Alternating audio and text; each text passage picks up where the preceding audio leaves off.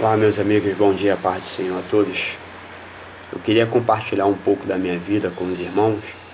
Não vai poder ser tudo, porque senão o vídeo vai ficar muito longo, grande, e a gente vai ter que ficar muito tempo aqui, mas pelo menos um pouquinho para que possa edificar a vida dos irmãos e os irmãos possam refletir o seu dia a dia, que através de um testemunho a gente consegue mostrar a vida do nosso irmão, como é que estão, e eles começam a se basear como eles podem mudar a trajetória da sua vida.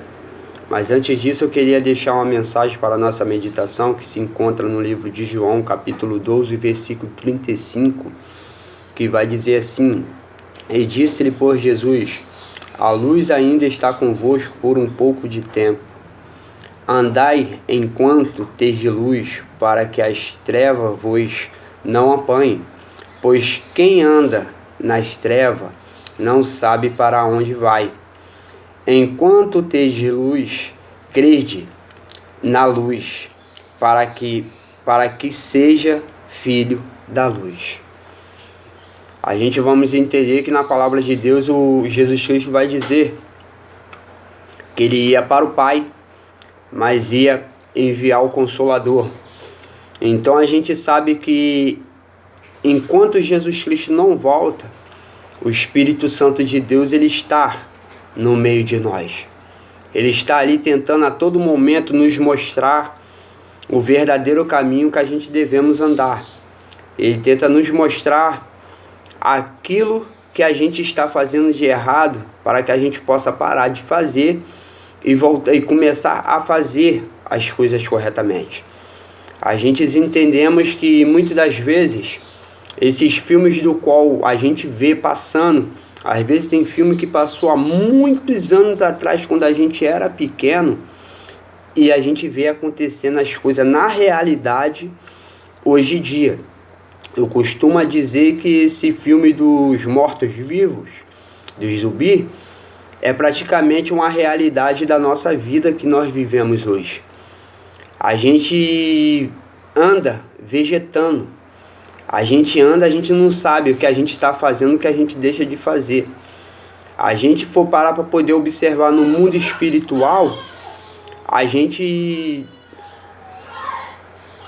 nos comportamos como eles, como morto-vivo. Amém, meus irmãos? Então, o que acontece? O Espírito Santo de Deus tocou no meu coração para que eu pudesse estar trazendo esse testemunho, que, como eu falei, através de um testemunho a gente consegue mostrar para muitas pessoas os caminhos que a gente devemos andar, os caminhos que a gente não devemos trilhar, que é o caminho errado. Eu entendo que na palavra na presença de Deus e na palavra de Deus nos ensina dois caminhos. Tem um caminho certo e o caminho torto. Aí é eu e você que temos que escolher o caminho certo. Ou se a gente vai para o caminho da luz ou o caminho das trevas. Aí já é uma opção minha e tua. Porque eu entendo e compreendo que Deus ele nos deu o livre-arbítrio para a gente poder fazer aquilo que a gente quiser da nossa vida.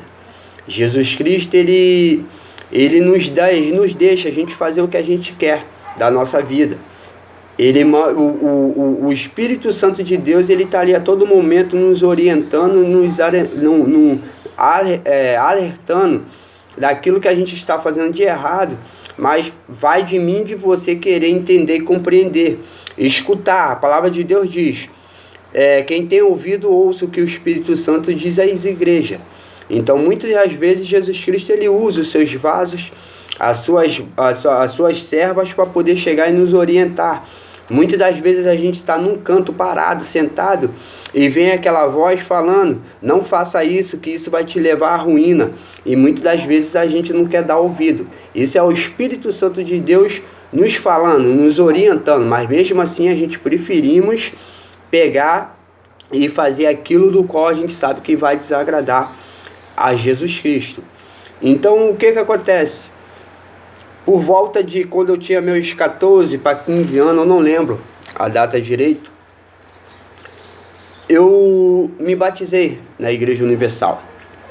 Através de brincadeira, através de capoeira, que eu e os meus colegas na nossas infâncias, a gente fazia capoeira e saía procurando roda pelo aqui nosso município afora aqui, que eu moro em Belford Roxo, Parque São José, e tinha muitas rodas de capoeira naquela época. Então a gente ia na sede de querer mostrar que a gente era bom, e muitas das vezes a gente encontrava uns que gostava de brigar, gostava de querer bater ali na roda ali, esculachar. Então a gente adotamos um meio de ir na igreja orar a Deus para que Deus pudesse nos livrar de qualquer mal. Se a gente tomasse uma pancada, a gente não viesse se machucar, não viesse que a gente ia de bicicleta, a gente ia orar a Deus para Deus poder nos livrar de acidentes, que a gente não viesse ser atropelado. E por fim, dali acabei ficando na Igreja Universal. O Espírito Santo de Deus tocou no meu coração, fiquei, como teve outros colegas meus também, que ficou ali na Igreja Universal. E dali acabei me batizando, fazendo parte do grupo jovem, e fiquei firme e forte. Mas como a gente sabemos que quando Deus tem um projeto na nossa vida, Satanás ele vai se levantar de todas as formas para poder te tirar daquele projeto. Porque ele sabe que o projeto que Deus tem na tua vida é um projeto muito grande. E se você continuar ali fazendo a obra de Deus, Deus ele vai te usar para poder alcançar outras almas lá fora, do qual Satanás já está de olho querendo cefar aquela vida. Então Satanás ele vai tentar te pegar nos pontos mais fracos da sua vida. Então qual era o meu ponto mais fraco? Era farra, garotas, meninas. Então ele vem nesse ponto. E ali ele jogou uma certa garota pra cima de mim, que eu comecei a namorar com ela, que dava o horário de eu ir para a igreja, eu vinha para a casa dela, ficava no portão conversando, quando eu ia ver já tinha passado a hora da igreja. E dali foi indo por diante. Quando eu fui ver, eu já não estava querendo ir mais para a igreja. Já não estava querendo ir mais. Aí dali eu comecei a dançar caipira. Naquela época tinha muito coisa de caipira, né?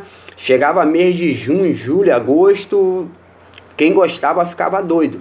Então eu era um desses. E quando eu fui ver, eu já estava no mundo afora. Já estava bebendo, tinha pegado a prática do cigarro. Graças a Deus nunca fumei maconha, nunca cheirei, nunca usei loló, essas drogas assim, nunca usei, graças a Deus. Meu negócio era cigarro e bebida. Então dali eu sofri muito. Eu cresci criado por padrasto. Eu só podia contar com a minha mãe, porque meu padrasto era um tipo de pessoa que ele comprava as coisas para os filhos dele, e para mim ele sempre tentava me esculachar, tentava me botar abaixo de todos, de tudo. Me fazia passar vergonha na frente dos meus colegas, dos meus amigos. Muitas das vezes eu fazia minhas coisas dentro de casa, que eu tinha minha missão de ir para a escola. Quando eu chegava da escola, tinha que carregar água, que aqui no Parque São José, antigamente, a água era uma negação, é como se a gente estivesse no deserto, lá no sertão. Então eu carregava água por lata de 20 naquela balança antigamente. Então eu arrumava a casa, fazia as coisas, e quando ele chegava, ele bagunçava, falava para minha mãe que eu não tinha feito. Minha mãe vinha, me batia, eu apanhava dele, apanhava da minha mãe de novo.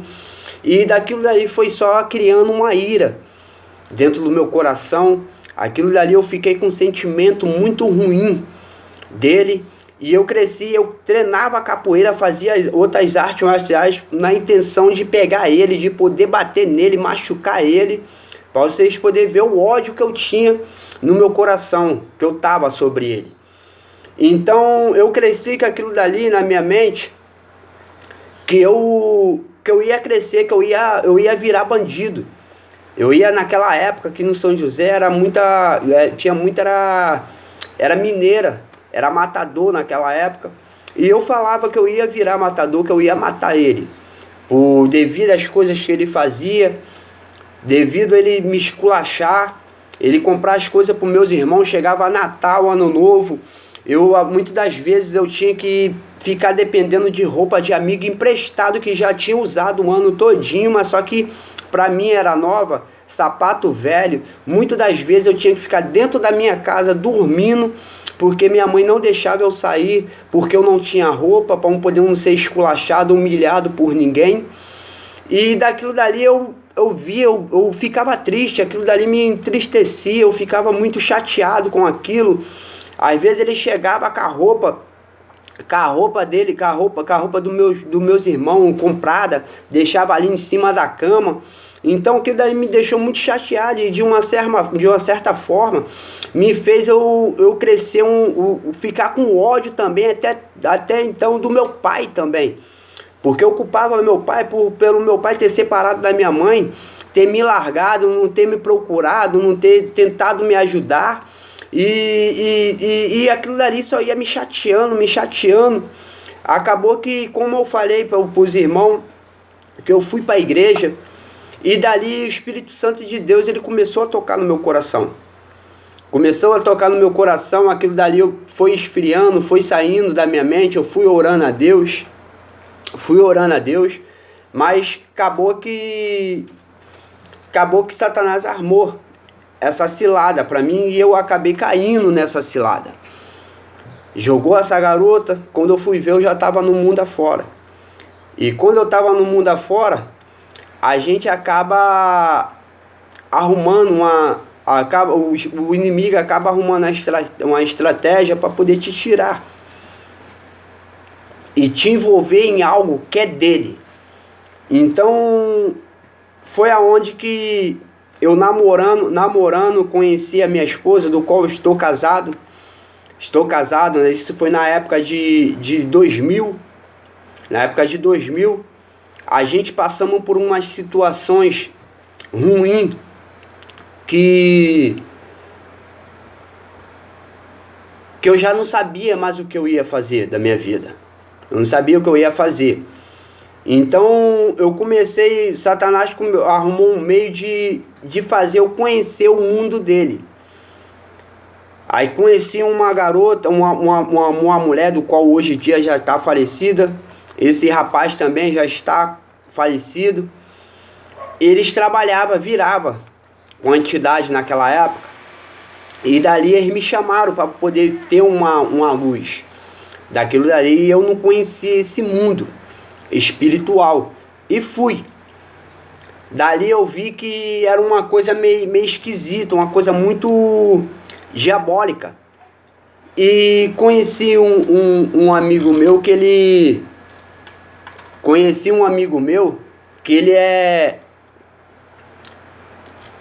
ele tinha conhecido um pai de santo. E esse pai de santo era do Candomblé, do qual ele está falecido agora. E ele falou: pô, eu tenho como te ajudar. Eu tenho como te ajudar, não. Eu conheço uma pessoa que pode te ajudar. Eu vou falar com ela, se ele permitir eu levar, eu vou te levar lá. Ele conversou, esse pai de santo deixou eu ir até lá. E de lá, quando eu fui, falei a minha história para ele. Ele chegou e falou: não, vai ter um certo dia, vai ter um toque aqui. Você vem que para você poder participar, essa entidade tem que permitir, tem que autorizar você entrar. E dali eu fui, acabou que aquela entidade autorizou eu entrar. Comecei a participar ali, ficar naquele mundo ali. Fiquei praticamente 19 anos, 18 anos e alguns meses, 7 meses, 6 meses ali. E dali, falando para vocês, eu nunca vi a minha vida, ela progredia e ao mesmo tempo caía. progredia e ao mesmo tempo caía, progredia e ao mesmo tempo caía. Eu tinha numa mão, na outra mão saía, eu tinha numa mão, na outra mão saía. E eu não compreendia aquilo dali. E eu tinha uma vontade no meu coração de entrar para a vida errada, não de ser traficante. Mas como dizem hoje em dia, né, de ser um miliciano, de ser um matador.